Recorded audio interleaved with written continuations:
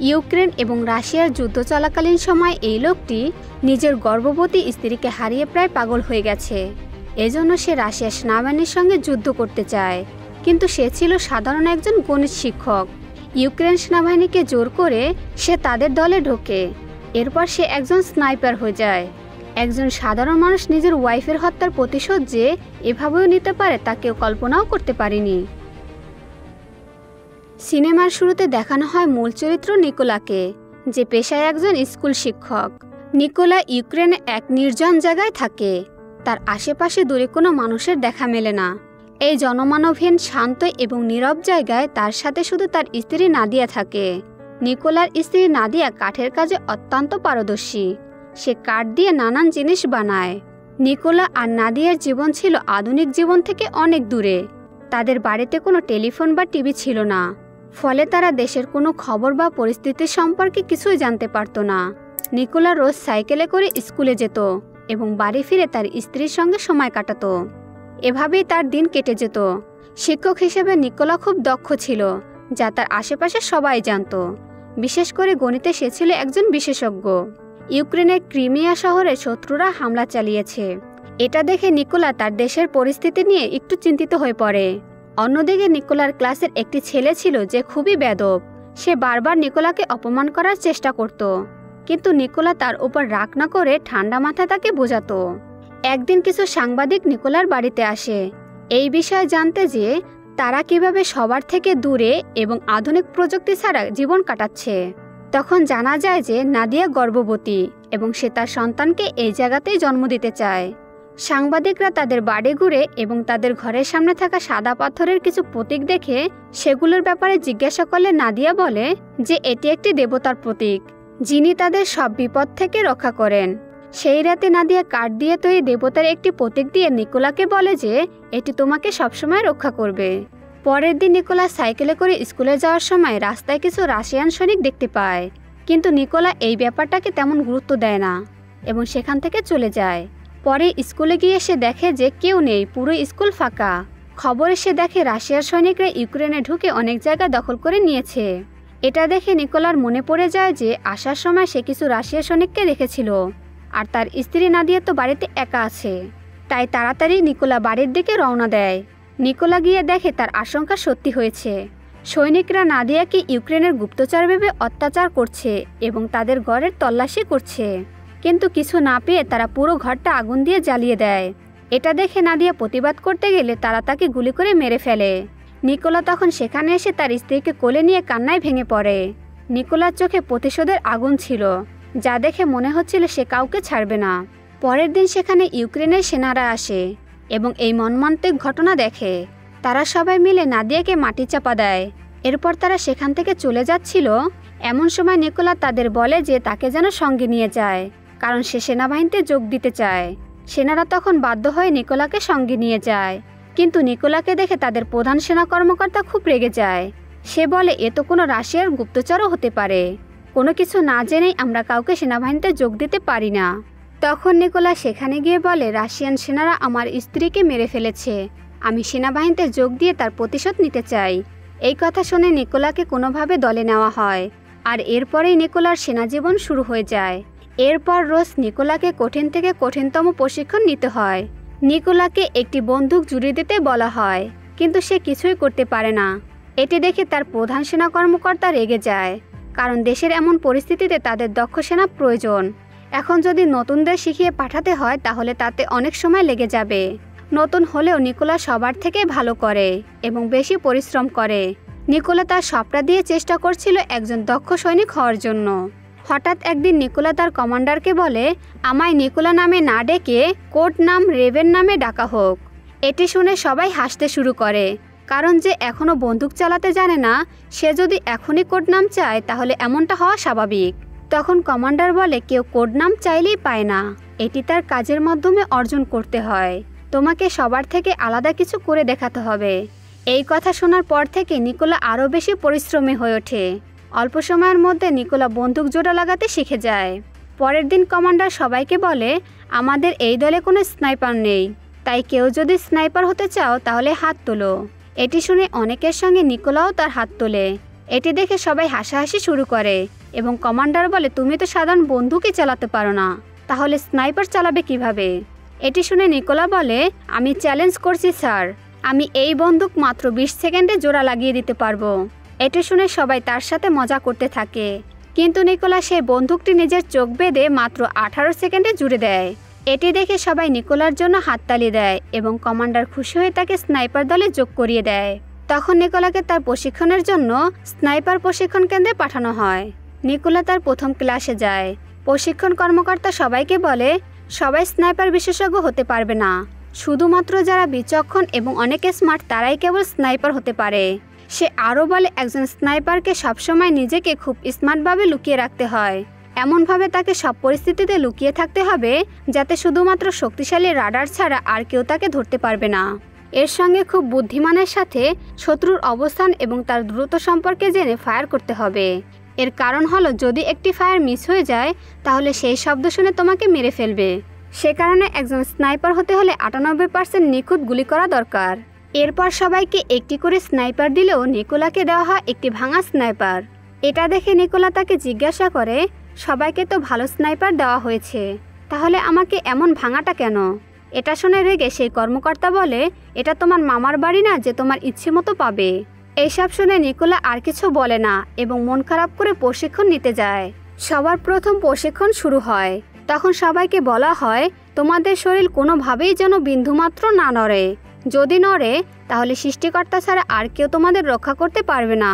তাদের সবার পরীক্ষা নেওয়ার জন্য কর্মকর্তা সবার পাশে একটি করে গুলি করে। সে দেখতে চায় তারা এই হঠাৎ গুলির আওয়াজে কতটা নড়ে। সবাই একটু না একটু নড়ে, শুধুমাত্র নিকোলাই বিন্দুমাত্র সেখান থেকে নড়ে না এবং সর্বোচ্চ নাম্বার নিয়ে সেই প্রশিক্ষণে সে পাশ করে। পরের দিন ক্লাস শুরু হয় এবং কর্মকর্তা বলে, তোমরা তো 1963 সালের স্নাইপার নিয়ে এখন কাজ করছো, যার রেঞ্জ মাত্র 600 মিটার, আর আমাদের কাছে যে লেটেস্ট মডেল আছে সেই স্নাইপারের রেঞ্জ হলো 20,000 মিটার। এই কথা শুনে নিকোলা কর্মকর্তাকে প্রশ্ন করে, যদি রাশিয়ানদের কাছে আমাদের থেকে বেশি রেঞ্জের স্নাইপার থাকে তাহলে কি হবে? তাহলে তোমাদের নিজের দক্ষতা এবং ভাগ্যের উপর নির্ভর করা ছাড়া আর কোনো উপায় নেই। কর্মকর্তা আরও বলে, তোমরা সবাই একটি কথা মাথায় ভালো করে ঢুকিয়ে নাও, এখানে বন্দুক কোনো ব্যাপার নয়, শুধুমাত্র বন্দুকের এপাশে যে ব্যক্তি থাকবে সে কতটা বিচক্ষণ এবং সাহসী তার উপরই নির্ভর করবে। পরের দিন তাদের সবাইকে শুটিংয়ের প্রশিক্ষণ করানো হয়, সবাইকে পরীক্ষা করার জন্য। প্রথমে সবাই টার্গেট সেট করে, তারপর তাদের চোখ বাঁধা অবস্থায় শ্যুট করার নির্দেশ দেওয়া হয়। সেখানে সবাই সফল হয়, শুধুমাত্র নিকোলা ছাড়া। তখন নিকোলা বলে, এমন পুরনো বন্দুক দিয়ে আমি কেন আমার নানাও শ্যুট করতে পারবে না? এটি শুনে এক কর্মকর্তা এসে নিকোলাকে বলে, কিন্তু এটা দিয়েই অনেক সৈনিক শত্রুদের মাথা উড়িয়ে দিয়েছে। এরপর সবার দূরত্ব পরিমাপের ক্লাস নেওয়া হয়। নিকোলা একজন গণিত শিক্ষক হওয়ার কারণে সে সবার আগেই দূরত্ব সমাধান করে ফেলে, আর কমান্ডো তার পরিমাপ করার দূরত্ব এবং ফলাফলের আগে তার উত্তর নিকোলা দিয়ে দেয়। এটি দেখে কমান্ডো একেবারে অবাক হয়ে যায়। সেই রাতে তাদের কম দৃশ্যমানতায় অর্থাৎ অন্ধকারের মধ্যে শুটিং পরীক্ষা করানোর জন্য আনা হয়। এখানেও সবাই শ্যুট করে, কিন্তু শুধুমাত্র নিকোলাই আগেরবারের মতো আর শ্যুট করে না। এরপর সবাই সেখান থেকে চলে গেলেও নিকোলা সেখানে বসে থাকে। তখন কর্মকর্তা তাকে চলে আসতে বলে, কিন্তু তখনই নিকোলা জানায় যে তার শ্যুট লাগেনি, কারণ সে এখনও শ্যুট করেনি। এরপর নিকোলা একটি শ্যুট করে যা সরাসরি তার লক্ষ্যে আঘাত করে। এখানে নিকোলা 3 নাম্বার বেশি পায়। এরপর তাদের পাসপোর্ট আর ফলাফল নিয়ে সবাইকে চূড়ান্ত যুদ্ধে পাঠানো হয়। এখানে জানা যায় সবার মধ্যে রেবেন অর্থাৎ নিকোলা বেশি নাম্বার পেয়ে উত্তীর্ণ হয়, আর এরপরে শুরু হয় রেবেনের প্রতিশোধ, যার জন্য সে নিকোলা থেকে রেবেন হয়ে উঠেছে। এরপর তারা যুদ্ধক্ষেত্রের উদ্দেশ্যে রওনা হয়। সেখানে পৌঁছানোর পর কর্নেল কর্মকর্তাদের জানায় যে রাশিয়ান সেনারা মাটির নিচে একটি ঘাঁটি দখল করে নিয়েছে। এই অবস্থায় যদি সামনে থেকে যুদ্ধ করা হয় তাহলে ইউক্রেন সেনারা বিপদে পড়তে পারে। সে কারণে স্নাইপার দিয়ে ওই সেনাদের ঘায়েল করতে হবে। এই মিশনের জন্য কমান্ডো রেবেনকে নির্বাচন করে। এরপর রেবেন ও তার দলের সদস্যরা যুদ্ধের জন্য এগিয়ে যায়। তাদের প্রতিপক্ষ হলো রাশিয়ান সেনারা। সবাই সেখানকার একটি ভুট্টার ক্ষেতের মধ্যে দিয়ে যায়। রেবেন আর কমান্ডো এই দুইজন থাকে সেই ভুট্টো ক্ষেতের মধ্যে লুকিয়ে, আর বাকিরা একটু দূরে কমান্ডো নির্দেশের জন্য অপেক্ষা করছে। এরপর কমান্ডো রেবেনকে তাদের থেকে রাশিয়ান সেনাদের দূরত্ব হিসেব করতে বলে, আর রেবেনও তার গণিতের দক্ষতা ব্যবহার করে তা বলে দেয়। সেই দূরত্ব অনুযায়ী সবাইকে হেড টু হেড শ্যুট করতে বলা হয়, যাতে একেবারে সবগুলোকে মেরে ফেলা যায়। হঠাৎ দেখা যায় সেই জায়গায় দুজন ইউক্রেনীয় নাগরিক এসেছে আর রুশ সেনারা তাদের কাছ থেকে পাসপোর্ট কেড়ে নেয় এবং সেখানে থাকা একটি মেয়ের সঙ্গে খারাপ আচরণ করে। এসব দেখে কমান্ডো সবাইকে একসঙ্গে শ্যুট করার নির্দেশ দেয় আর কমান্ডোর নির্দেশ পেয়ে সবাই শ্যুট করা শুরু করে এবং রুশ সেনাদের মেরে ফেলে। কিন্তু একজন সেখানে লুকিয়ে পড়ে এবং সুযোগ বুঝে ইউক্রেনের নাগরিক সেই মেয়েটিকে বন্দি করে নেয়। সেই সময় কমান্ডো তার নিখুঁত নিশানার মাধ্যমে সেই রুশ সেনাকে মেরে ফেলে আর মেয়েটি বেঁচে যায়। এটি তাদের প্রথম মিশন ছিল যা সবাই সফলভাবে শেষ করে আর এজন্য সবাই খুশি মনে তাদের ঘাঁটিতে ফিরে আসে। অন্যদিকে ঘাঁটির অন্য দলের সদস্যরা এখনও ফিরে আসেনি, কারণ তাদের দলের একজন সেখানে মারা গেছে আর সেই দলের সদস্যকে মেরেছিল এক রাশিয়ান স্নাইপার যার নাম সিরি, যে কিনা রাশিয়ার একজন দক্ষ এবং বিপজ্জনক স্নাইপার আর সে 5 কিলোমিটার দূর থেকে শ্যুট নিতে পারে। আর সেই রুশ সেনা সিরি এসব শ্যুটের ভিডিও সব সামাজিক যোগাযোগ মাধ্যমে ছড়িয়ে দেয় যাতে এই ভিডিও দেখে ইউক্রেন সেনাদের মনোবল ভেঙে যায়। কিছুদিন পর তাদের আবার একটি নতুন মিশনের জন্য আদেশ আসে। এ কারণে রেভেন ও তার দলের সদস্যরা একসঙ্গে সেই মিশনের জায়গায় এসে পৌঁছায়। তারা সেখানে সব জায়গায় বোমা সেট করে আর নিজেরা তার থেকে দূরে গিয়ে শত্রুদের জন্য অপেক্ষা করতে থাকে। কিছু সময় পর সেখানে রুশ সেনারা আসতে থাকে, কিন্তু এখানে একটি গোলমাল বাঁধে, কারণ রেভেন দেখে যে তার স্কুলে সেই বদমাশ ছেলেটি রাশিয়ানদের সঙ্গে হাত মিলিয়ে তাদের সঙ্গে যোগ দিয়েছে। এটি দেখে রেভেনের অনেক রাগ হতে থাকে, কারণ সে তো তার ছাত্র ছিল, যতই খারাপ হোক না কেন। এরপর কমান্ডো রেভেনকে শ্যুট করার আদেশ দেয়, কিন্তু রেভেন কিছু সময় চুপচাপ থাকে। পরে দেশের কথা ভেবে সেখানে বোমাগুলোতে আগুন লাগিয়ে দেয় আর যে কারণে সেখানকার সব রুশ সেনা মারা যায়। কমান্ডো তার এই দেরির কথা জিজ্ঞাসা করলে রেভেন জানায় ওই রাশিয়ান সেনার মধ্যে একজন ছাত্র ছিল, যে কারণে শ্যুট করতে গিয়ে আমার মন সায় দিচ্ছিল না। কিন্তু যাই হোক, আমার কাছে দেশের ঊর্ধ্বে কিছুই নেই, শত্রু যেই হোক না কেন তাকে মারাই আমার একমাত্র লক্ষ্য। তাদের মিশন শেষ করে সবাই একটা সেনা শিবিরে ফিরে আসে আর এখন কমান্ডো সবথেকে বেশি রেভেনের সঙ্গে সময় কাটাতো, কারণ সে এখনও রেভেন অর্থাৎ নিকোলাকে সবচেয়ে বেশি বিশ্বাস করে। রেভেনকে কর্মকর্তা তার পরিবারের ছবি দেখিয়ে বলে, আমার 2টি মেয়ে আছে, কিন্তু তারা কেউ জানে না আমি সেনাবাহিনীতে কাজ করি, তারা জানে আমি কোনো বড় কোম্পানিতে কাজ করি। এই সব শোনার পর রেভেন তার স্ত্রী দেওয়া সেই দেবতার কাঠের মূর্তিটিকে দেখিয়ে বলে সে তার স্ত্রীর মৃত্যু প্রতিশোধ নিতেই এসেছে। এরপর তাদের আবারও একটি মিশনে যেতে হয় আর এবার তাদের কাছে গোপন খবর আছে যে সেখানে রাশিয়ান সেই স্নাইপার সিরি সেখানে উপস্থিত আছে। আবারও কমান্ডো আর রেভেন ঘাসের মধ্যে খুব সাবধানে লুকিয়ে থাকে। সেখানে রেভেন সেই রুশ সেনাকে দেখে যে তার স্ত্রীকে মেরেছিল। এটা দেখে রেভেন আর নিজেকে সামলাতে পারে না, তার মাথায় রক্ত উঠে যায় আর কমান্ডোর কাছে শ্যুট করার আদেশ চায়, কিন্তু কমান্ডো বলে তাদের আরও একটি এগিয়ে আসতে দাও। রেভেন কোনো মতেই এই সুযোগ হাতছাড়া করতে চায় না প্রতিশোধের জন্য, তাই আবারও সে কমান্ডোর কাছে অনুমতি চায়, কিন্তু কমান্ডো তাকে বারণ করে দেয়। কিন্তু রেভেন এবার তার কোনো কথা শোনে না, সেই রাশিয়ান সেনাকে শ্যুট করে দেয় আর এতে সব রাশিয়ান সেনারা সতর্ক হয়ে যায় এবং বুঝে যায় এখানে ইউক্রেন সেনা সদস্যরা আছে। আর সেখানে রাশিয়ান স্নাইপার সিরি ছিল, যে শ্যুটের দূরত্ব অনুযায়ী রেভেনদের অবস্থা জেনে নেয়। এদিকে রেভেন কিছু বুঝে ওঠার আগেই সিরি কমান্ডোকে শ্যুট করে দেয় আর এটা দেখে রেভেন বোমা মেরে কোনো মতে কমান্ডোকে নিয়ে সেখান থেকে পালিয়ে যায়। কিন্তু শিবিরে এসে জানা যায় কমান্ডো আর বেঁচে নেই, সে ওখানেই মারা গেছে। কমান্ডোর মৃত্যুতে রেভেন প্রচণ্ড ভেঙে পড়ে, কারণ তার তাড়াহুড়োর কারণে আজ একজন মানুষ তার প্রাণ হারিয়েছে। তখন রেভেন প্রতিজ্ঞা নেয় যে এবার সে সিরিকে ছাড়বে না, যেভাবেই হোক না কেন তাকে খুঁজে বের করবে আর তাদের কমান্ডোর মৃত্যুর বদলা নেবে। রেভেন রাশিয়ান সেনাদের ধ্বংস করার জন্য একাই বেরিয়ে পড়ে। রেভেন এক ঘন জঙ্গলে লুকিয়ে বসে থাকে।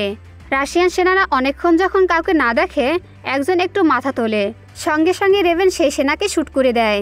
অন্য স্নাইপার রেভেনের দ্রুত বুঝে ফেলে এবং তাকে শ্যুট করে, কিন্তু সেই শ্যুট রেভেনের হাতে গিয়ে লাগে আর আবারও রেভেন সেই স্নাইপারের মাথা উড়িয়ে দেয়। সেই আঘাত সারানোর জন্য রেভেন একটি গোপন আস্তানায় আসে এবং সেখান থেকে জানার চেষ্টা করে এখন যুদ্ধের কী অবস্থা। সেই সময় সেনাপ্রধান রেভেনকে ফোন করে এবং জানায় তারা সিরিকে খুঁজে বের করেছে, যে কমান্ডোকে মেরে ফেলেছিল, আর রেভেনকে সেই লোকেশনে চলে আসতে বলে।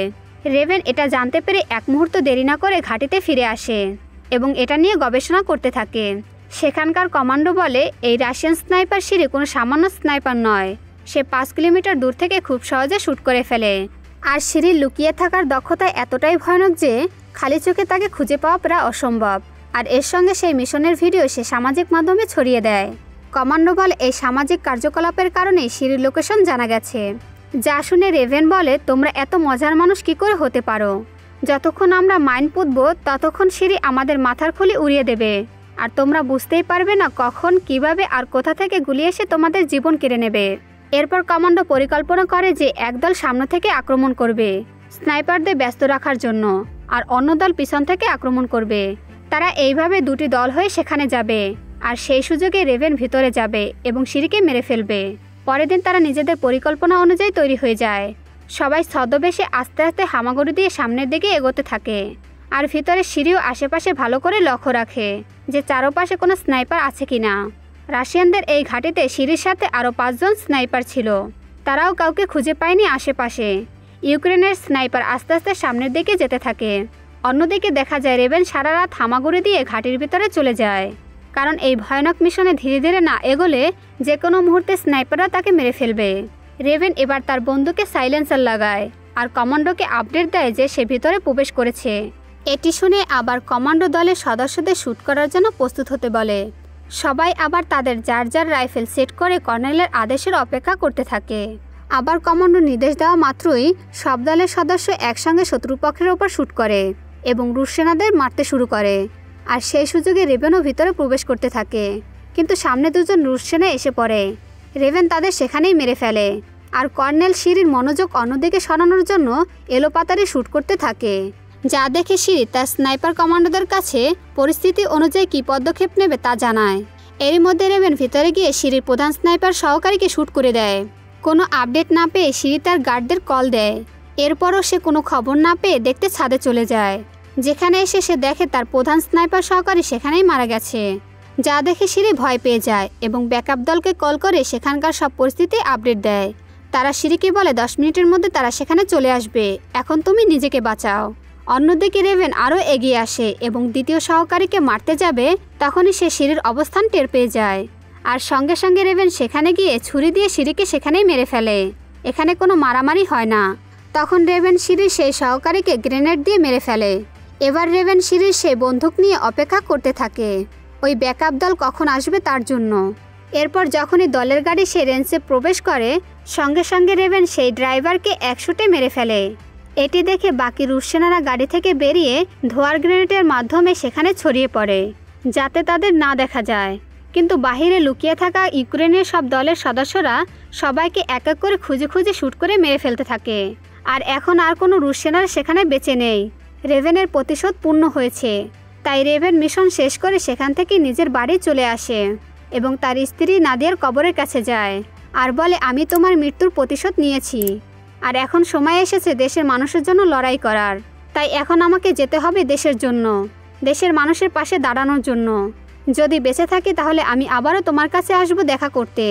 এই কথা বলে রেভেন অর্থাৎ নিকোলা সেখান থেকে আবারও বেরিয়ে পড়ে। আর এখানে এই অসাধারণ সিনেমাটি সমাপ্তি ঘটে। তো ভাইয়েরা, আপনি আপনার প্রিয় মানুষটির জন্য কি করতে পারেন ছোট্ট করে কমেন্ট করে জানিয়ে যান। আর এতক্ষণ ধরে ভিডিওটি দেখার জন্য অসংখ্য ধন্যবাদ।